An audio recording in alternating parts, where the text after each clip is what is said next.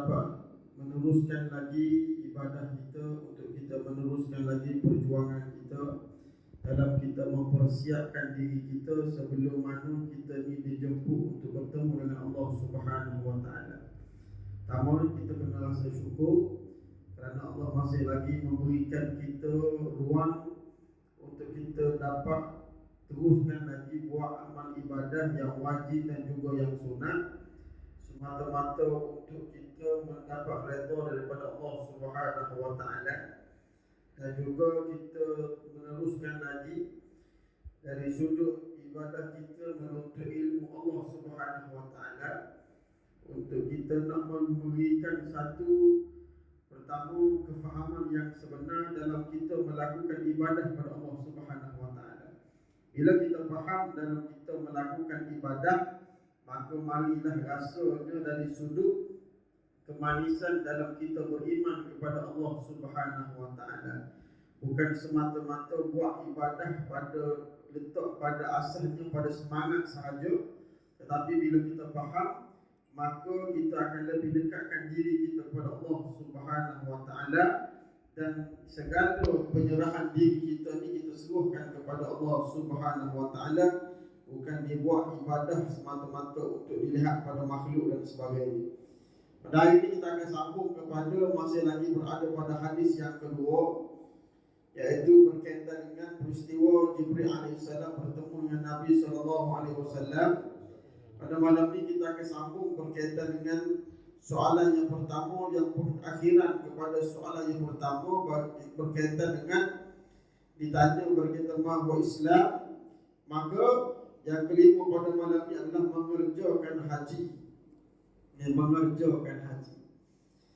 Bismillahirrahmanirrahim. Kita dah selesai dah pun sebelum ni kita dah bicarakan berkaitan dengan bagi rukun Islam, permulaan dalam kita kenal Allah Subhanahu wa taala, dan juga meletakkan bahawa pengakuan yang sebenar Nabi sallallahu alaihi wasallam sebagai utusan yang diberikan oleh Allah Subhanahu wa taala kepada seluruh umat untuk menyampaikan segala apa yang diwahyukan oleh Allah Subhanahu wa taala. Selesai sahaja pengenalan kita kenal pada Allah taala, kita dah pergi dah permulaan kepada setiap ibadah-ibadah, iaitu dimulakan dengan solat, lepas puasa, zakat, dan yang kelima pada malam ini menceritakan tentang mengerjakan haji. Disebut tiap-tiap orang Islam yang cukup syaratnya wajiblah mengerjakan haji di Makkah. Pertamanya diletakkan keutamaan, diberi maklum bahawa tiap-tiap orang Islam yang cukup syarat wajiblah mengerjakan haji di Mekah. Yang pertama dari sudut syarat. Bila sebut saja syarat wajiblah, bermaksud yang asalnya adalah apa dia? Dari sudut kemampuan kita. Kemampuan. Jangan pergi tak boleh kita pergi dalam keadaan pergi, tetapi banyak perkara antara yang paling besar yang dibincangkan antara apa dia? Yang menyebabkan berlakunya kita pergi tapi tidak meletakkan nafkah yang secukupnya ditinggalkan kepada isteri dan anak. Yang tu paling besar lagi kewajipan yang sebenarnya. Maka meletakkan kepada syarat wajib, maka bagi orang yang mampu. Orang yang mampu. Dan kita nak ingat bahawa bila sebuah haji, yang pertama sahaja jatuh kepada wajib. Jatuh kepada wajib. Yang seterusnya sunat. Sunat. Jadi buatlah perkara yang wajib settle, maka yang seterusnya itu adalah perkara yang sunat, dan dihuraikan oleh para ulama, berilah keutamaannya dari sudut apa dia? Kita beri pula peluang kepada orang yang tak pergi lagi. Yang paling utama adalah dari sudut keluarga kita. Ini duduk cerita 10 kali lebih rasa gembira. 10 kali berapa ni? Biasanya kali ke sedipur ni ada cerita. Kalau tanya mak ayah pergi dah, tak pergi lagi tu, Allah tak izin lagi tu. Awak kena dengar betul-betul bahawa faham. Bila buat ibadah, maka kita dah tengok pada pertama sekali kita dah bincang dah berkaitan dengan zakat. Zakat kita dah bincang berkaitan dengan, apabila disebut berkaitan dengan zakat satu rezeki, setiap rezeki yang Allah berikan itu adalah hak Allah Ta'ala, maka dikembalikan hak Allah Ta'ala pada dari sudut menyelesaikan dari segi hak makhluk tersebut. Nah, zakat. Yang kedua adalah sedekah, sama juga. Maka dalam bab berkaitan dengan haji juga diletakkan bahawa kena faham yang pertama sahaja jatuh pada wajib, yang seterusnya jatuh kepada sunnah. Jadi selesaikan dulu dari segi apa yang berlaku sekitaran kita. Ada mak ayah, kita bagi peluang pada mereka pula. Ada isteri nak, kita bagi peluang kepada dia. Kalau dulu nak pergi tak sempat, nak pergi sama-sama. Jadi maka ada rezeki yang lebih pula, maka kita utamakan. Seterusnya, kalau luar daripada keluarga, boleh juga. Maka tengok kepada dari segi kemampuan yang sepatutnya mengikut syarat yang telah diletakkan. Okey. Seterusnya, yang diuraikan juga mengerjakan haji di Mekah. Haji adalah ibadat. Menunaikan ibadat adalah berarti menurut perintah.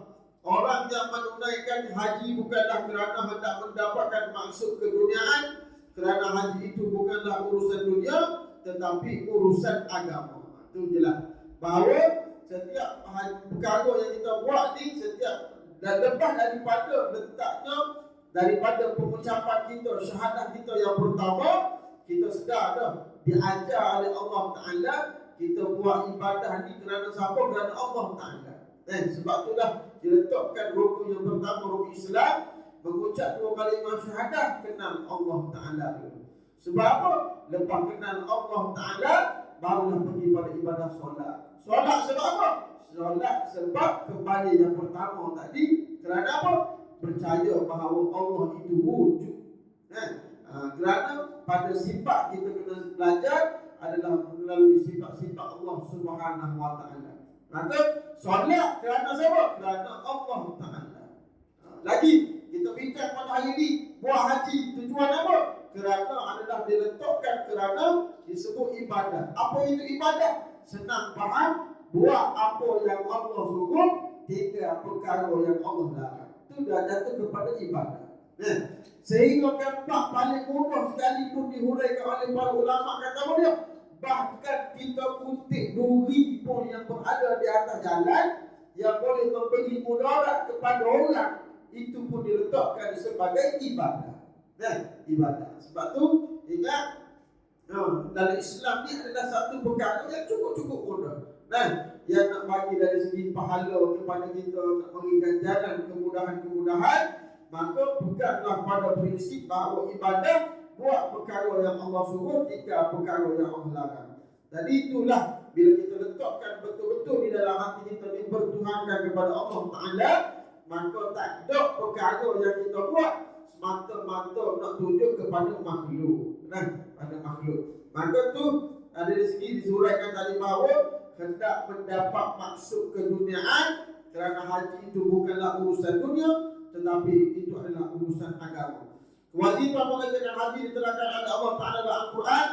Walillahi 'alan nas hajjul bait man istata'a ilaihi sabila wa man kafara fa innallaha ghaniyyun 'anil 'alamin.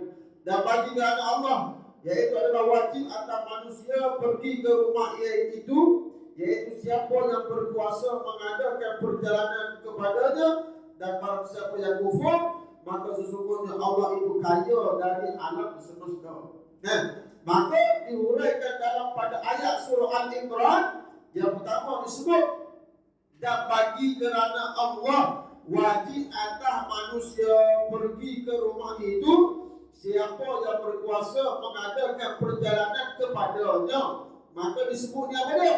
Bagi siapa-siapa yang Allah bagi izin. Yang pergi ke menunaikan haji semua tu, kita tengok apa dia? Bila diuraikan di sini mengatakan bahawa bagi siapa yang berkuasa, bermaksud Allah yang pilih kita untuk pergi menunaikan haji. Bukan pada kudrat, bukan pada apa yang kita lihat. Kalau kita ni ada duit, maka bolehlah dululah kita pergi. Bukan diletakkan pada syarat tersebut. Sebab apa? Ada yang ada harta, tetapi Allah tak pilih nak pergi sana. Ada yang pada pemikiran dia, sekadar pemikiran makhluk, dia kata orang tak mampu dah aku ni nak pergi. Duit tak cukup. Tetapi bila izin Allah Ta'ala, kuasa Allah, Allah pilih, maka dia pun akan pergi. Sebab itulah pada dari segi apa yang kita kena buat adalah segi niat kita yang pertama. Niat kita yang pertama kita letak bahawa walaupun dalam keadaan kita fikir pada pemikiran kita, pikiran makhluk, kita kata aku ni kerja biasa je. Gaji 600, 700, tak rasanya tak mampu lagi aku nak pergi haji. Tak boleh. Kita kena letak pada asas niat yang pertama. Bila kita letak niat, cita-cita kita nak pergi menunaikan haji, letak niat betul-betul kita ni bahawa yakin Allah Ta'ala akan bagi rezeki, maka bergerak dari segi usaha kita pula. Usaha. Tengoklah orang-orang zaman-zaman dahulu, orang-orang yang kerja buat sawah apa, motor getah. Tengok sampai dia dulu daripada kita. Tak boleh letak jaminan walaupun kita ni kerja kerajaan ke. Kerja kerajaan, insya-Allah boleh pergi haji. Tak boleh nak letak jaminan tersebut. Kerana apa? Orang yang pergi menunaikan haji ini merupakan orang yang telah dicatat oleh Allah Ta'ala nama-nama yang terpilih. Nama-nama yang terpilih. Sebab itulah letak tunjang utama niat kita dulu. Niat, bila kita letakkan niat, maka akan susulilah dengan cita-cita kita. Cita-cita kita nak pergi kepada tempat yang menjadi satu tempat yang mana menjadi idaman kepada seluruh orang Islam di atas dunia. Maka letak, bila letak niat, maka mulalah kita ni, cita-cita kita bermulalah buat kerja. Apa dia? Tabung, nabung, kau ikutlah. Tabung haji ke apa dah. Ada yang letak dalam tabung, kau ikutlah. Itu pun kadang-kadang gitulah. Ada cita-cita. Letak tabung, letak RM50 dalam tabung. Pukul 8 pagi. 10 pagi buka balik. Tak cukup. Tak cukup. Mana kira pada hari tak apalah. Yang penting juga dah usaha dia. Usaha dia. Ni semua ni yang berlaku kerana izin Allah Ta'ala. Ini jadi pada diri saya sendiri juga. Jadi ini benda ni lah yang memberi satu orang kata kekuatan semangat. Mak di kampung tu dia kerja jaga ni apa buat tadika. Anak-anak itulah maklum saya anak sulung. Jadi duk tanggung-tanggung anak adik-adik kecil-kecil, adik-adik yang masih belajar dia ada lagi dah. Jadi pada fikiran makhluk, tak mampu lagi nak bagi duit pada mak. Mak tak kira sangat lagi mak nak pergi umrah. Tapi bila fikir pada pemikirannya tak cukup duit. Tapi izin Allah Ta'ala, tengok-tengok berlaku satu perjalanan yang diatur oleh Allah Ta'ala. Negeri Kelantan jemput mak ni sebagai penerima anugerah guru yang paling lama berkhidmat. Dipastilah. Maka diberilah hadiah pergi menunaikan umrah. Berair mata. Tengok sebab apa? Nak katanya pada fikirannya duit tak cukup nak pergi. Tetapi perjalanan bila Allah atur, marilah jalan macam mana pun, semua itu adalah rahsia aturan daripada Allah Ta'ala. Sebab itulah letaknya. Macam dah kita belajar berkaitan dengan Ramadan, sama juga kita gembira sangat berada dalam bulan Ramadan, maka bermula niat pada hari ini lagi kita dah doa pada Allah Ta'ala. Ya Allah, panjangkanlah umur saya, biarlah saya sampai kepada bulan Ramadan tahun hadapan. Biar tahun hadapan pun, sebab apa? Perjalanan tersebut tak tentu lagi sampai ke tidak kita pada bulan Ramadan tahun hadapan. Yang tahun yang belum sebelum ni pun ada yang berdoa bersama-sama dengan kita. Ya Allah, bergantilah bulan Rajab, bulan Syaban, sampaikanlah aku dalam bulan Ramadan. Doa sama-sama dah dengan kawan sebelum tu. Tengok, bulan Rajab tak ada dah dia. Gila dia. Tu sebab itulah bermula niat kita bermula pada hari ini. Yang tidak pergi lagi umrah, kita niat pada Allah Ta'ala nak pergi sana. Yang tak pergi haji lagi, kita doa kepada Allah Ta'ala di samping dengan usaha yang perlu kita buat juga. Itu jangan diletak bergantungan pada Allah Ta'ala, usaha tak ada. Tak apalah, Allah kan dah tetap dah rezeki setiap orang. Tak apalah, ulat dalam batu pun boleh makan, habis kita. Ibarat gitu. Sedangkan malah tak itu je. Jadi perkara itulah kita kena sedar bahawa kena ingat letak pada dia, insya-Allah pada sudut kuasa Allah Taala, Allah akan gerakkan segala apa yang berlaku pada kita semua. Yang seterusnya, bagi barang siapa yang kufur, maka sesungguhnya Allah itu kaya dari alam semesta. Bila kita ingat bahawa dalam hukum Islam, satu yang kita tidak buat, jatuh kubur kita kepada Allah Ta'ala. Jatuh kubur. Bahkan ada yang meletakkan, ulama meletakkan apa dia?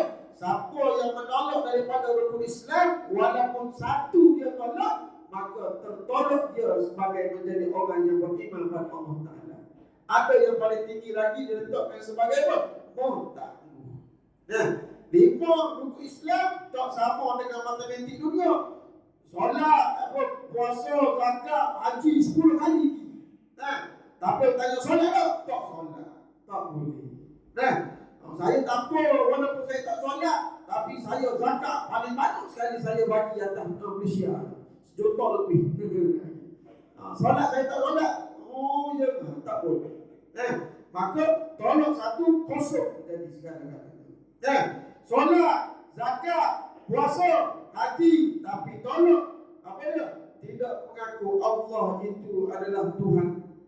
Maka tertolak segala-gala apa yang kita telah lakukan. Sebab itu dia ingat betul-betul bahawa kena legatkan daripada rukun Islam 5 tersebut, dan bukan sekadar meletakkan lekat sahaja, tetapi faham dari segi ilmu. Kena belajar. Kena belajar. Tadi dah mengucap 2 kalimah syahadah, cari tempat belajar tentang kenal Allah Ta'ala. Bila daripada kecil lagi kena ajar. Kita pada hari ini kalau kita baru sedar, tak apalah, alhamdulillah Allah masih beri ruang lagi untuk sedar. Seterusnya mana? Sedarkan pula anak-anak kita yang kecil-kecil. Kerana apa? Awwaluddin ma'rifatullah. Awal agama kena kenal Allah Ta'ala. Kena kenal Allah Ta'ala. Apa berlaku pada hari ini? Tengok. Betul. Bila kita letakkan bahawa meletakkan kenal Allah Ta'ala itu adalah perkara yang paling akhir sekali kita bicarakan, maka tengoklah anak muda pada hari ini tak kenal Allah. Tak kenal Allah. Oh, mana ada kenal. Yang kita tanya pun, siapa Tuhan kamu? Allah. Bukan tu maksud kenal. Yang kenal ni maksud apa dah? Kenal pada sifat yang ada pada Allah Ta'ala. Bila kenal pada Allah Ta'ala, paling pertama sekali tentang faham tentang wujud Allah Ta'ala, maka bila dia sedar Allah itu wujud, maka nak buat dosa pun takut. Bila tak kenal Allah Ta'ala, Allah tak rasa bersalah buat dosa pada ini. Benda biasa tu. Bila ditangkap saja, saya cium je. Cium je. Kita dengar perlu dah. Oh ya Allah. Saya isap fit je. Macam-macam pada ini. Benda yang tak terlintas pun pemikiran kita pada ini. Anak-anak tak di sekolah, relax je di rumah pada ini. Bila dipanggil, bila pergi ke rumah, tengok duduk tidur lagi, tu tak tahan. Sebab apa? Dari segi pendidikannya berlainan dengan apa yang telah kita buat pada zaman-zaman dahulu. Sebab itu kita ingat bahawa perkara yang asal kena kenalkan Allah Ta'ala kepada anak-anak, kepada isteri di rumah, supaya dengan perkara inilah barulah tidak merasa dia ni nak melakukan perkara yang bercampur dengan apa yang Allah larang pada diri kita semua ni. Itu jadi kita ingat betul-betul. Maka tu selesai. Haji satu ibadah yang sudah tentu mengalami kepayahan dan kesusahan. Disebut bahawa haji ini adalah satu ibadah yang mengalami kepayahan dan kesusahan. Kepayah. Namun demikian, seseorang Islam tetap menghadapi dan menanggungnya dengan perasaan tenang lagi gembira, kerana dia mengetahui dengan demikian barulah dikatakan mentaati Tuhannya. Bila disebut bahawa daripada apa yang disarahkan dalam kitab ini yang utamanya apa? Kita kena jelas perkara taat yang perlu ada pada diri kita. Lagi, cabang yang kedua, yang pertama kena letak di dalam hati kita taat, yang kedua takwa. Bila kita taat dan disusuli dengan takwa, maka kita akan buat ibadah walaupun susah. Memang susah. Bila kita buat ibadah kita haji lah terutamanya. Apa? Yang pertamanya dari sudut kalau solat perjuangannya adalah sekadar dari segi keupayaan kita. Dari segi keupayaan kita nak pergi ke tidak ke masjid, kita nak pergi ke tidak ke surau. Semua itu datang dari sudut kesedaran kita. Tetapi bila jatuh kepada haji, sebab itulah disebut kepada haji itu man istata' ilahi sabila, bagi orang-orang yang mana berkemampuan. Kerana apa?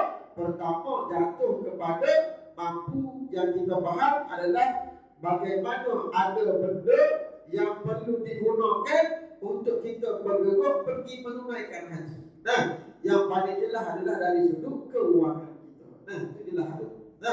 Perlu ada. Maka perkara tu yang diletakkan bahawa bukan sahaja dari segi berusaha kepayahannya apa dia. Bila sampai di haji pula buat haji, datang lagi perkara yang memang orang kata nak tidur pun tak sempat nak tidur. Tu susah dah sebelum pergi. Sampai sana pun menantikan lagi satu ibadah yang cukup-cukup kuat, yang perlu-perlu orang kata apa, dari segi kekuatan fizikal dan juga mental yang perlu kita ada. Waktu macam-macam cerita di sekolah orang apa ada cikgu bawa balik kita cerita ya Allah bukan sekadar dari segi kena berhimpit-himpit dengan orang tak, tempat tidur pun ada orang curi api. Ya tak tempat tu tengok TV dan ada orang tidur tempat tu. Buat muka tak bersalah. Tu. Kalau duduk di Malaysia rasanya habis binatang tu keluar rasanya. Rasa sebab duduk di Mekah je. Jagalah mulut sikit.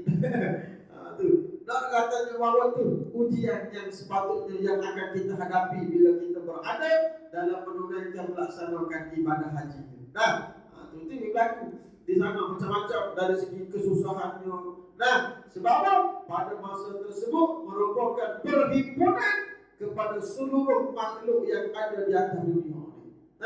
Dengan satu matlamat dan ibadah yang sama. Ibadah yang sama. Kalau umrah berbeza dengan perkara yang dilakukan pada waktu haji. Haji ada dah diletakkan garis panduan dia pada waktu ini. Semua bergerak bersama-sama. Kerana apa? Inilah gambaran antaranya berkaitan dengan apa? Yang akan kita bincangkan sekejap lagi tentang apa? Berbagai ibrah pengajaran yang akan kita dapat.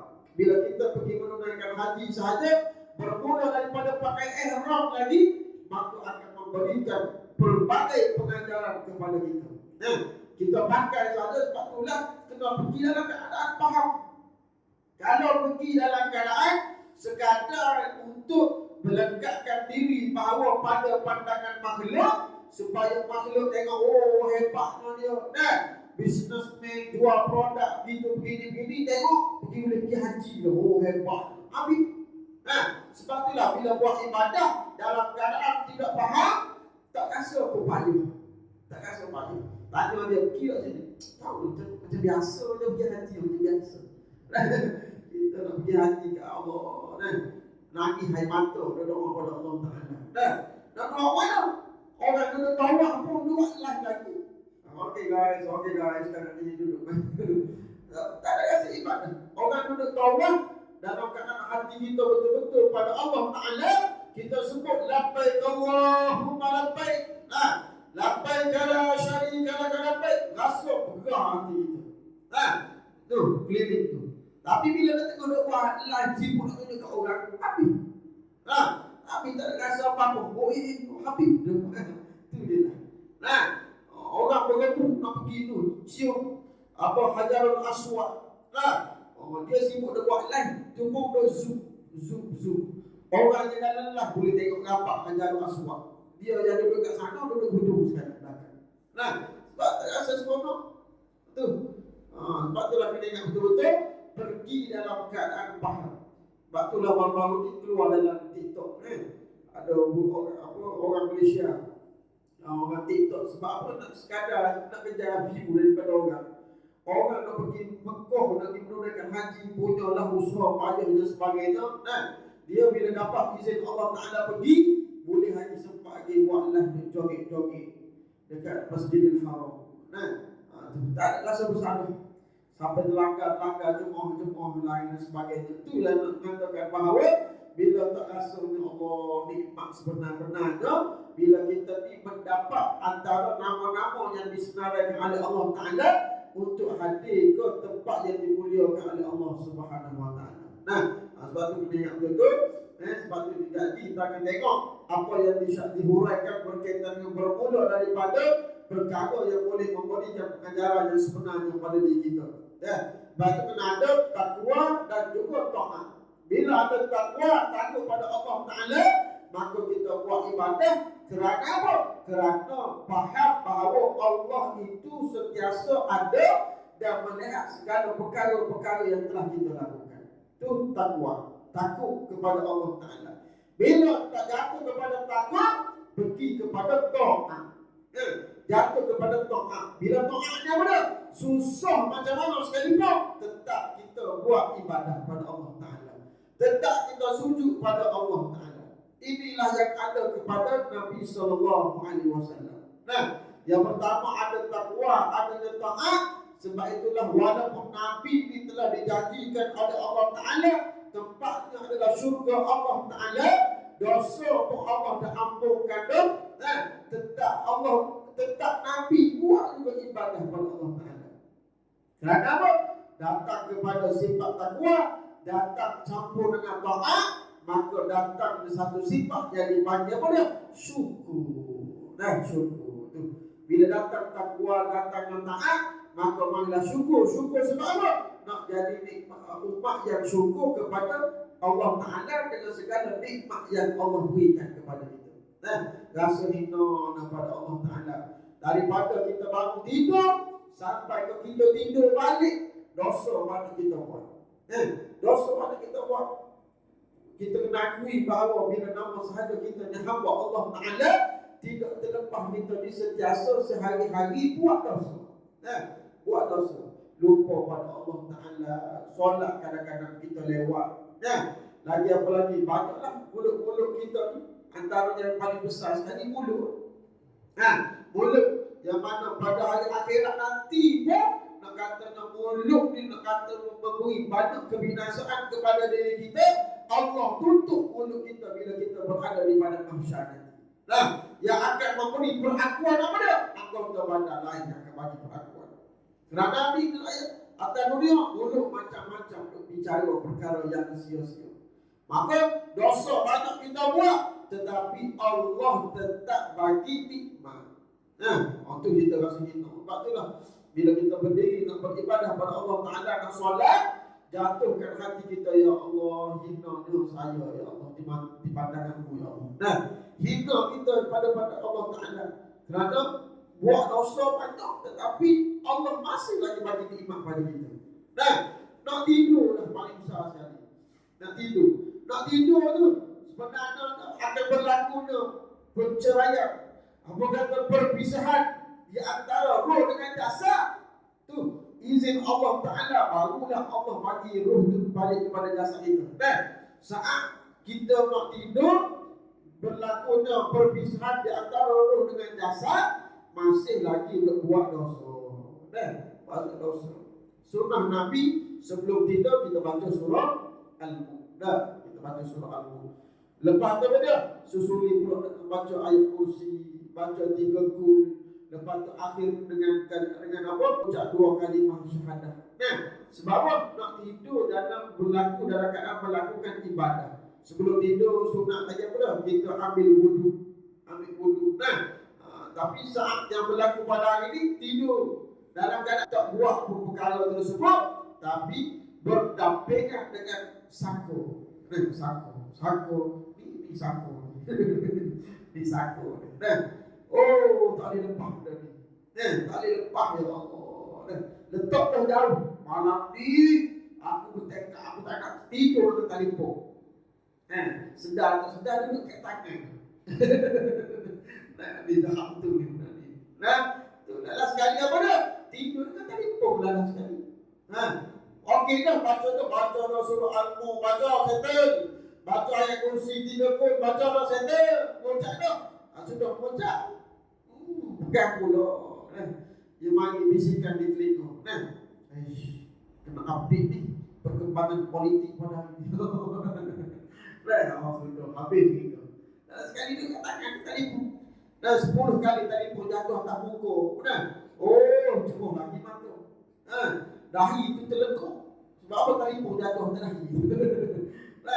Dalam sekali tidur, telefon bopel bercakap seorang-seorang telefon. Habis dengan gitu. Sebab itulah katanya bahawa perlunya orang Pakistan ni apa? Dari segi kita ni memerlukan satu tekad yang cukup-cukup kuat untuk melakukan perubahan. Sebab itulah kena jelas bahawa kena ada sifat syukur pada nikmat yang Allah berikan kepada kita. Nikmat yang Allah berikan. Bangun daripada tidur saja, syukur, alhamdulillah. Bangun daripada tidur, ucapan apa yang pertama? Alhamdulillah, kerana nikmat syukur pada Allah Ta'ala. Di bangun tidur, bincang dengan isteri nak berefek ke mana esok.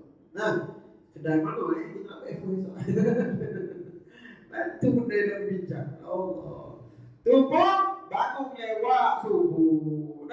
Bangun lewat pukul 7 bangun subuh. Orang kalau dah tahu dah lewat tak sengaja. Bangun cepat-cepat. Saling baju, saling seluar ke apa, basuh pada tempat-tempat yang ada dengan najis dan sebagainya. Ambil wudu, solat cepat-cepat. Dibangun pukul 7 sempat lagi dia scroll pula. Jadi takut ada orang WhatsApp, orang Telegram. Kita kan orang terpenting atas dunia ni. Itu ambil cerita. Patut dia ingat sedar bahawa banyak lalai kita kepada Allah Ta'ala, yang mana walaupun dalam keadaan kita lalai, tetap Allah bagi nikmat. Tetap Allah bagi nikmat. Sebab itulah kena syukur kepada Allah Ta'ala. Lepas tu kena banyakkan begitu ni bertaubat, istighfar. Mulut kita kena banyak istighfar kepada Allah Ta'ala. Lagi berselawat kepada Nabi SAW. Istighfar, lepas selawat kepada Nabi SAW. Itu merupakan kunci kepada bagaimana kita nak kembali dekat kepada Allah Ta'ala. Semakin dosa kita dihapuskan oleh Allah Ta'ala, semakin dekatlah, banyaklah doa-doa, hajat-hajat yang kita minta pada Allah Ta'ala akan sampai kepada Allah Ta'ala. Di pada hari ini kita banyak bersangka-sangka pada Allah Ta'ala. Apalah Allah ni, doa dah tiap-tiap hari, tapi tak ada pun Allah nak makbulkan doa saya. Dan sebab apa? Duduk bersangka-sangka pada Allah Ta'ala. Sedangkan kena ingat bahawa dengan adanya lapisan dosa yang banyak, doa kita akan tidak sampai kepada Allah Ta'ala. Sebab itu kena pecahkan dulu kamu apa kata awal-awal dosa yang telah kita buat dengan perbanyakkan istighfar pada Allah Ta'ala. Itu selesai. Habis. Maka perkara inilah yang disebut bahawa adalah dari segi kita bertakwa dan juga mentaati pada Allah Subhanahu Wa Ta'ala. Habis. Dan seterusnya diceritakan, didatangkan juga berbagai perkara yang mana bila dihuraikan berkaitan dengan yang pertama disebut antara dalil berkaitan dengan haji apa dia? Mafhumnya iaitu di situ ada tanda-tanda keterangan yang nyata, iaitu makan Nabi Ibrahim dan siapa yang masuk ke dalamnya akan terteranglah dia, dan Allah mewajibkan manusia mengerjakan ibadah haji dengan mengunjungi Baitullah, iaitu sesiapa yang mampu sampai kepadanya. Dan sesiapa yang kufur, maka sesungguhnya Allah Maha Kaya dari sekalian makhluk. Itu antara dalilnya lah. Seterusnya, wa idzin fil nasi bil hadi ya'tuka rijalan wa 'ala kulli dhabirin ya'tina min kulli fajjin 'amiq. Dan serukanlah umat manusia untuk mengerjakan ibadah haji, nescaya mereka akan datang ke rumah Tuhanmu dengan berjalan kaki, dengan menunggang berjenis-jenis unta yang kurus yang datangnya dari berbagai-bagai jalan yang jauh. Jadi disebut bahawa berbagai keedah-keedah cara macam mana nak pergi tidak menjadi isu yang utama. Yang menjadinya adalah matlamat sampai kepada tempat yang dimuliakan oleh Allah Ta'ala. Kerana apa? Maka dihuraikan beberapa perkara. Yang pertama adalah dari sudut dan apakah pula hikmahnya. Yang pertama, ihram dari segi perjalanan ibadah. Yang pertama tu ihram, satu bentuk pakaian ihram disunatkan berwarna serba putih tanpa jahitan. Ini kena jelas kan? Pertama, pakaian ihram ini disunatkan berwarna serba putih tanpa jahitan. Kerana apa? Kerana warna putih adalah yang bermaksud adalah lambang kesucian dan kebersihan. Dan kenapa tidak berjahit? Tujuannya ialah untuk mengingatkan keadaan manusia pada hari kebangkitan nanti. Itu nak tunjukkan bahawa bila kita ni pergi menunaikan haji, pertama kita berihram dengan kain putih dan tak berjahit. Ini adalah satu simbolik nak mengatakan bahawa faham ini nak Allah nak ajar awal-awal lagi kita melatihkan diri kita memahami saat kita ni bila kita ni dikebumikan, kita dijemput untuk bertemu dengan Allah Subhanahu Wa Taala bila kita dimatikan oleh Allah Subhanahu Wa Taala. Mati kita nanti akan dilapisi dengan kain kafan yang berwarna putih. Berwarna putih. Marilah pakai datuk ko tasbih ko apa dan sebagainya tetap berwarna putih. Berwarna putih. Tak payahlah nak bagi wasiat kepada anak. Nanti ayah mati tanam ayah dengan bedek dengan kain warna pink. Ayah minat sangat warna pink. Tak boleh. Kena warna putih. Lepas tu berjahit tidak berjahit. Tidak berjahit. Sebab itulah lapisan kalau perempuan kalau lelaki perlu ada tiga lapisan. Tiga lapisan. Pertama, lepas tu tak boleh. Lepas tu buku yang lapisan yang kedua. Tidak ada berjahit. Tak berjahit. Yang cuma yang jadinya adalah pengikat itu sahaja. Kalau perempuan kena 5 kain kafan yang perlu disediakan. Itu kena ingat betul. Maka inilah nak memberi peringatan ibrah bila kita pergi ke sana, bila faham saja kita pakai itu pun kita rasa sebut dah. Allah, inilah suasana saat kita dikafarkan bila kita mati nanti. Lagi apa lagi? Disebut ni adalah manusia pada hari kebangkitan. Kena ingat bahawa dari sudut pada hari kebangkitan, yang pertama adalah dihuraikan di sini pada hari kebangkitannya, iaitu adalah dari segi yang pertama pada kita ni berada urusannya di alam barzakh. Bahawa di padang mahsyar nanti semua kita ni akan dibangkitkan oleh Allah Taala selepas tiupan sangkakala kali kedua. Bila kita dibangkitkan oleh Allah Taala, kita semua ini dibangkit dalam keadaan telanjang bogil, tak ada pakaian. Malu. Waktu macam malu kan orang tengok kita kan, tak ada masa orang hintai kita pada tu. Semua yang dibangkit pada masa tersebut di pikirannya hanya memikirkan apa? Adakah aku ni dapat kita amalan di sebelah kiri ataupun di sebelah kanan? Jangan risau. Ikat balik rumah stres. Tangan tak lagi. Isteri nak kenapa bang? Allah tadi tu dengar mengajar kata kita nanti yang dibangkitkan dalam okey. Tetapi datang pula ada hadis Nabi sallallahu alaihi wasallam. Allahu akbar, Allah la ilaha illallah.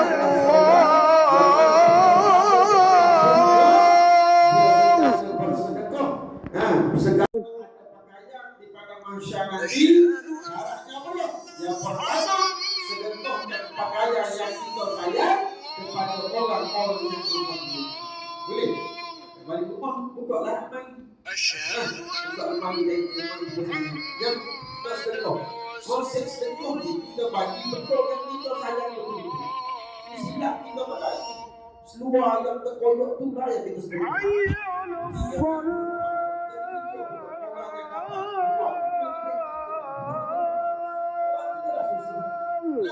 Kena bagi perkara bagaimana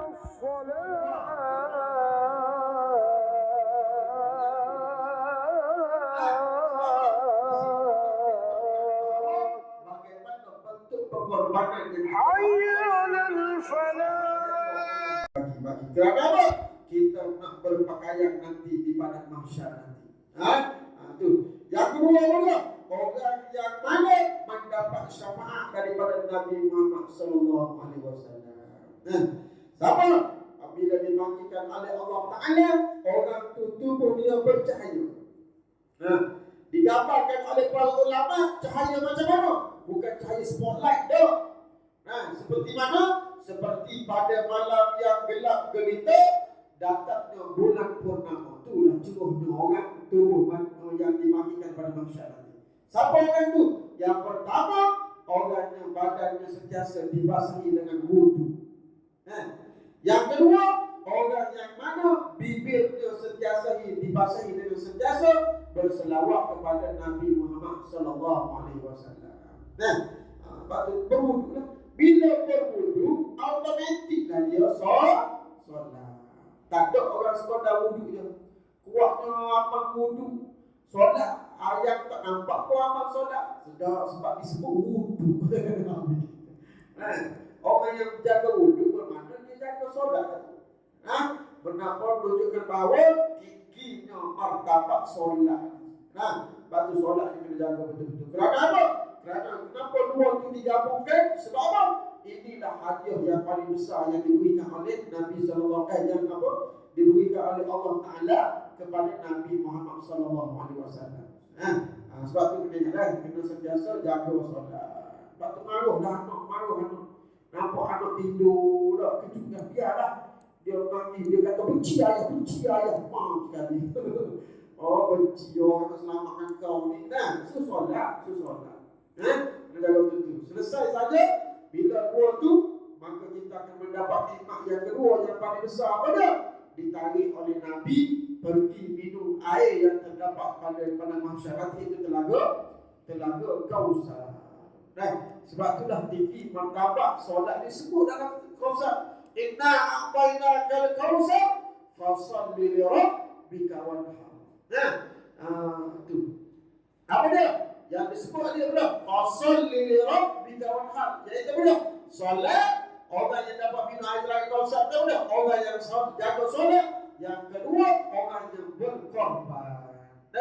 Sebab tu jaga solat. Macam mana sebab itulah solat ni, bagaimana keadaan kita macam mana sekalipun, cedera, luka, sakit dan sebagainya, tetap diwajibkan solat. Tetap diwajibkan solat. Patah kaki semayang duduk. Patah pinggang semayang sambil baring. Tak boleh. Tangan habis kejap, guna mata semayang.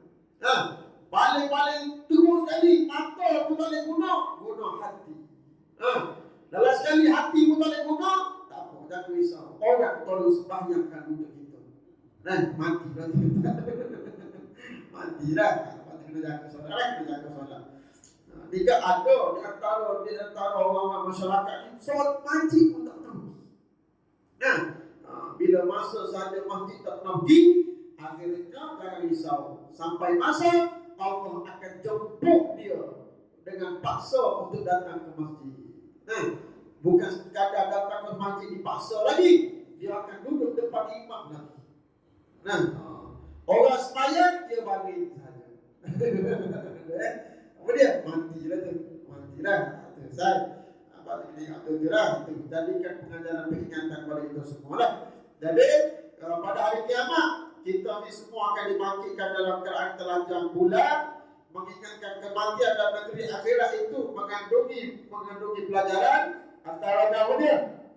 Bila kita semua berpakaian putih, maka disebut kesedaran tentang perlunya merendahkan diri dipanggil sebagai tawaddu. Tawaddu. Kita ni bila kita berpakaian ihram sama dengan orang yang ada di sekeliling kita, orang tak tahu kita pidato ke, tasri ke.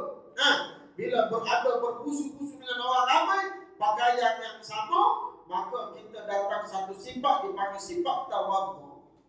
Tawaddu ni dia pada rendah diri. Rendah diri apa dia? Rendah diri pada Allah Taala.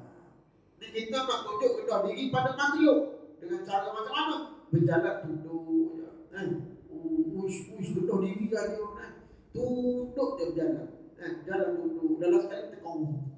Langgar tiang elektrik. Maksud rendah diri ni apa dia?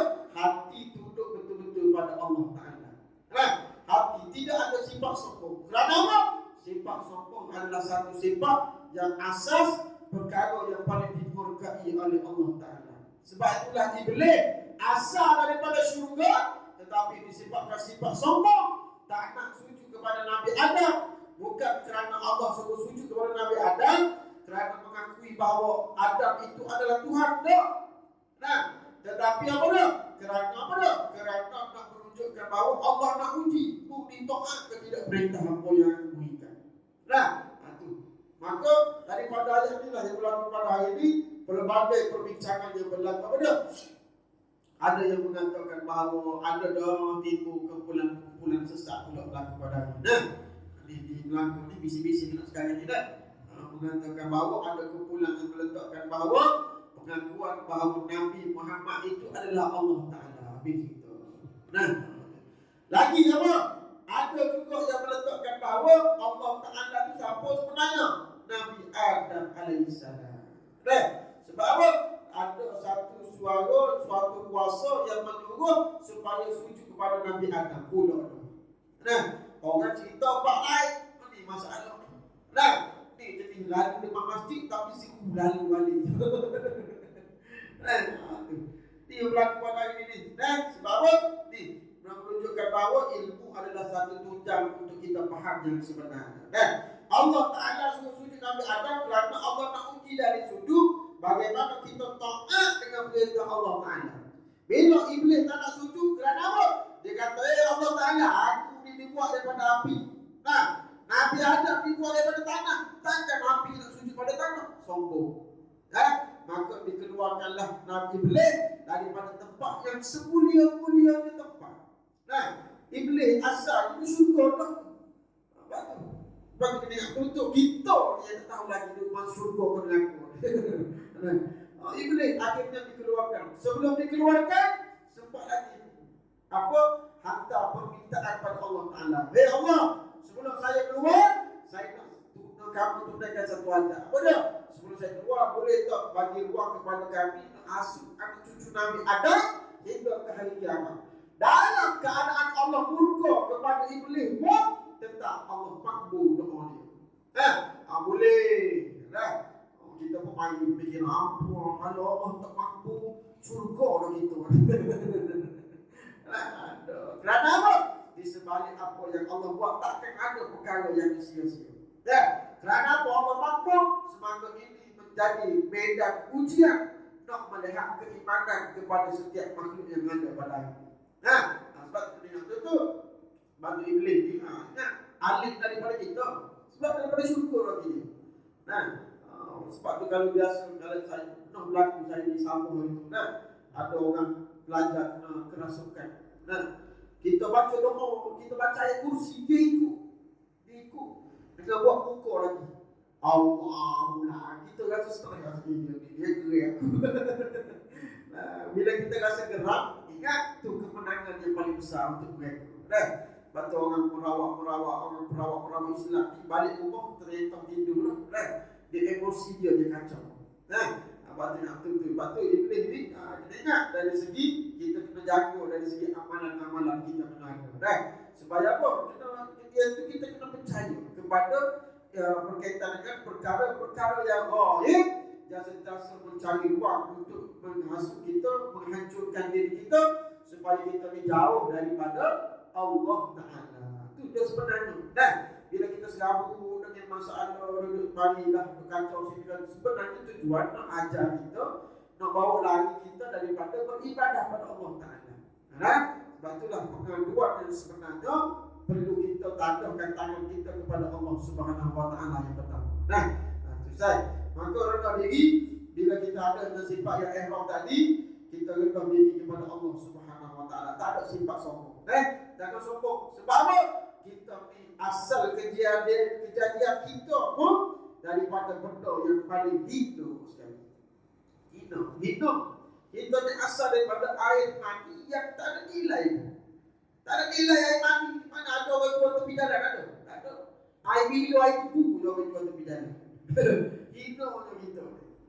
Tetapi bila kita dibangkitkan, bila kita diberi izin Allah Ta'ala, semakin hari semakin meningkat umur kita, semakin kita sombong diri kita pada Allah Ta'ala.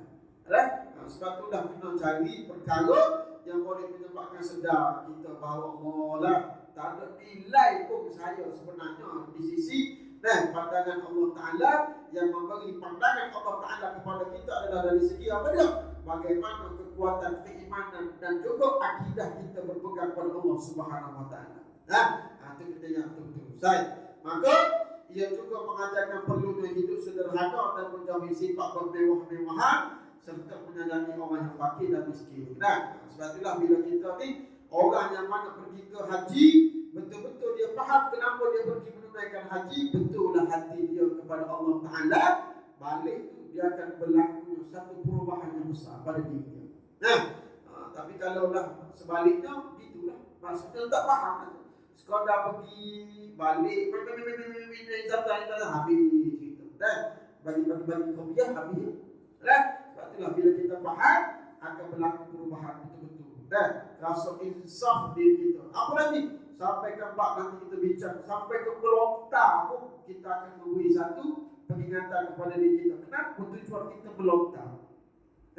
Campur. Barulah tak ada berlaku melakukan ibadah, melontar syaitan tak, tapi ikut nafsu. Ada juga. Sebab tu orang pagi, orang habis ambil batu kecil-kecil dia balik, sekadar isyarat balik pada syaitan.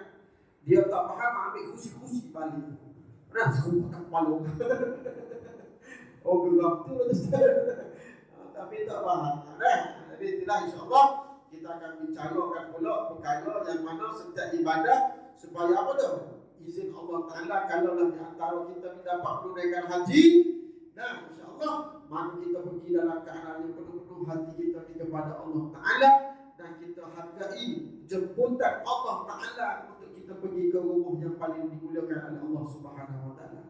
InsyaAllah. Jadi apa-apa pun pasanglah niat bermula pada hari ini supaya apa, dengan niat tersebutlah akan membawa kita kepada usaha untuk kita mendapat pergi kepada tempat yang kita niatkanlah dalam hati kita untuk dapat tempat yang mana dimuliakan oleh Allah Subhanahu Wa Ta'ala tersebut. InsyaAllah semoga apa yang disampaikan pada hari ini kita sama-sama amalkan sebelum kita ni berniat untuk kita ni pergi kepada tempat tersebut dan kita doa kepada Allah Ta'ala lah, ya Allah panjangkan usia kita biarlah sempat untuk kita pergi ke sana nanti insyaAllah.